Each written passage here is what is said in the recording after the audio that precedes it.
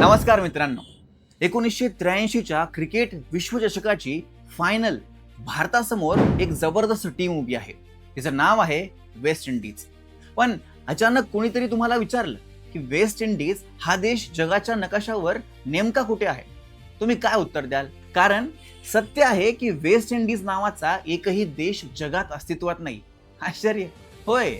ना त्याचं स्वतंत्र सरकार आहे, ना त्याचा स्वतंत्र पंतप्रधान, ना त्याची संसद, ना त्यांचं स्वतंत्र चलन. तरीही ही टीम तब्बल 2 वेळा विश्वविजेती झाली. जगातील सर्वात धोकादायक क्रिकेट संघ म्हणून ओळखली गेली आणि क्रिकेटच्या इतिहासावर अनेक वर्ष राज्य केलं. मग प्रश्न असा पडतो, देशच नाही तर टीम कशी?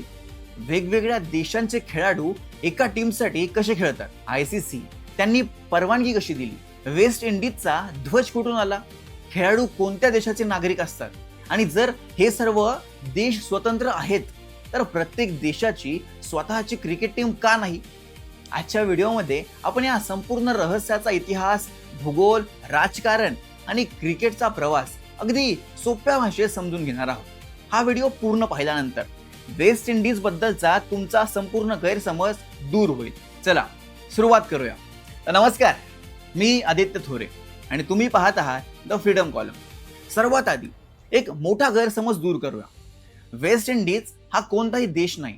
वेस्ट इंडिज म्हणजे कॅरिबियन समुद्रातील अनेक बेट आणि देशांचा एक भौगोलिक समूह. हा प्रदेश उत्तर अमेरिका आणि दक्षिण अमेरिका यांच्या मधोमध आहे. या ठिकाणी अनेक लहान मोठी बेटं आहेत. यातील अनेक देश ब्रिटिश वसाहती होते. आज हे स्वतंत्र राष्ट्र आहे. या प्रदेशामध्ये मुख्यतः जमैका, त्रिनिदाद आणि टोबॅगो, बार्बाडोस, गयाना, ॲटिंगा आणि Bermuda, Saint Lucia, Grenada, Saint Vincent and the Grenadines, Saint Kitts and Nevis, Dominica यासारखे अनेक देश आणि प्रदेश येतात. एकूण मिळून सुमारे 15 ते 16 देश आणि प्रदेश या क्रिकेट व्यवस्थेचा भाग मानले जातात. या प्रत्येक देशाचं स्वतःचं सरकार आहे, स्वतःचा राष्ट्रध्वज आहे, स्वतःचं संविधान आहे, स्वतःची आंतरराष्ट्रीय ओळख आहे. म्हणजे हे सर्व पूर्णपणे स्वतंत्र देश आहेत. पण क्रिकेटच्या मैदानावर हे सगळे देश एकाच नावाने उतरतात, वेस्ट इंडिज. आता सर्वात महत्वाचा प्रश्न, इतक्या देशांनी एकच टीम का तयार केली? याचं उत्तर इतिहासात दडलं आहे. 19व्या शतकात ब्रिटिशांनी क्रिकेट कॅरिबियन मध्ये आणलं. हळूहळू प्रत्येक बेटावर क्रिकेट लोकप्रिय होत गेलं. पण एक मोठी अडचण होती, हे देश लोकसंख्येने खूप छोटे होते. अनेक देशांची लोकसंख्या भारतातील एका छोट्या शहरापेक्षाही कमी होती. अशा परिस्थितीत प्रत्येक देशासाठी स्वतंत्र आंतरराष्ट्रीय क्रिकेट संघ उभा करणं आर्थिकदृष्ट्या आणि स्पर्धात्मक दृष्ट्या अत्यंत कठीण होतं. म्हणूनच 1920च्या दशकात या देशांनी एकत्र येण्याचा निर्णय घेतला आणि तयार झाला वेस्ट इंडिज क्रिकेट टीम. ही टीम एका देशाची नव्हती तर अनेक देशांनी मिळून बनवलेली एक संयुक्त क्रिकेट संघ होता. आता प्रश्न पडतो, या टीम मध्ये खेळाडू निवडले कसे गेले? याचं उत्तर अगदी सोपं आहे.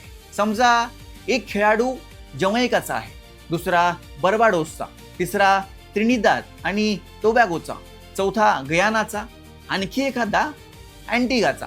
तर हे सर्व खेळाडू एकत्र येऊन वेस्ट इंडिजसाठी खेळतात. म्हणजे ते आपल्या देशासाठी नाही तर संपूर्ण कॅरिबियन प्रदेशाचं प्रतिनिधित्व करतात. आता प्रश्न, या टीमचा मालक कोण? उत्तर आहे क्रिकेट वेस्ट इंडिज ही संस्था कॅरिबियन मधील सर्व सदस्य देशांच्या क्रिकेट बोर्डांना एकत्र आणते. खेळाडूंची निवड, स्पर्धांचं आयोजन, कोचिंग, आर्थिक व्यवस्थापन, आंतरराष्ट्रीय स्पर्धांमध्ये सहभाग, हे सर्व काम याच संस्थेमार्फत केलं जातं. म्हणजे ही संस्था भारतीय क्रिकेटमधील BCCI सारखीच भूमिका बजावते.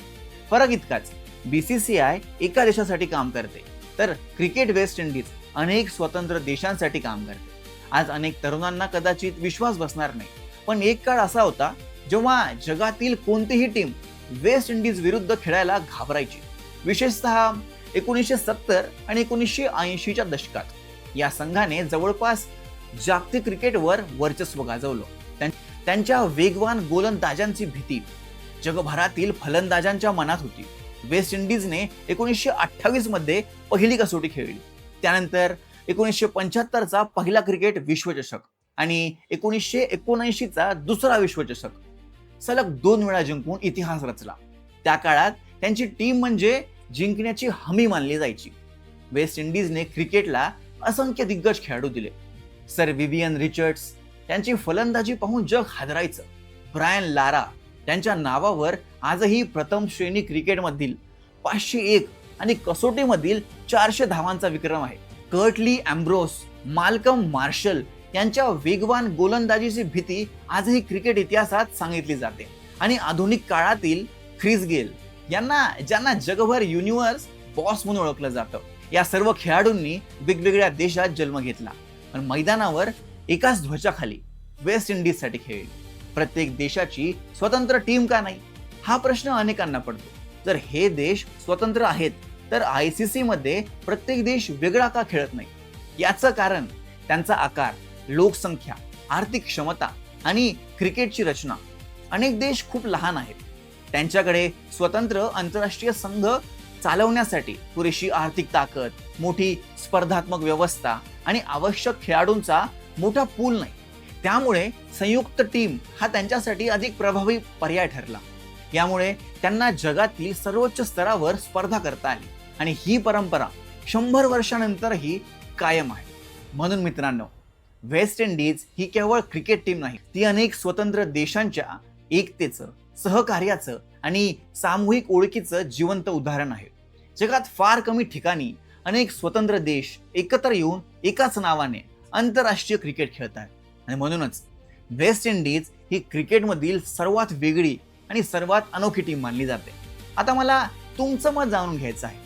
तुमच्यामध्ये भविष्यात जमैका, बार्बाडोस किंवा त्रिनिदाद सारख्या देशांनी स्वतंत्र क्रिकेट टीम बनवावी का, की वेस्ट इंडिज ही संयुक्त टीम कायम राहावी?